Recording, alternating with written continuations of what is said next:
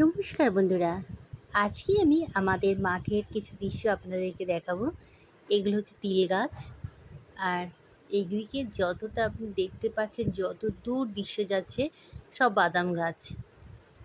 বাদাম গাছ আপনারা যদি দেখে না থাকেন, আমার এই ভিডিওটাতে বাদাম গাছটা চিনে নিন। এদিকেরগুলো পুরো বাদাম, আর এদিকে বড় পাতাগুলো তিল গাছ। আর এখানে আমি আপনাদেরকে দেখাচ্ছি এটাকে পুনর্নবা শাক, যেটা আমাদের শহরে খুবই বিক্রি হয়। আর এখানে দেখুন বন্ধুরা, অফুরন্ত মাঠে হয়েছে। এগুলো কেউ চাষ করেনি, এগুলো এমনিই হয়েছে। গ্রামের লোক ততটা পছন্দ করে না, এটা ঘাস হিসাবে গরুকে খেতে দেয়। আর আমরা তো শহরে এটাকে শাক হিসাবে খাই। আর এটা তো আপনারা চিনতেই পারছেন, ধান। এটা হচ্ছে গরমের ধান। এই ধানটা ভাত দারুণ হয়। তাহলে বন্ধুরা, আমার ভিডিওটা কেমন লাগলো নিশ্চয়ই কমেন্টে জানাবেন।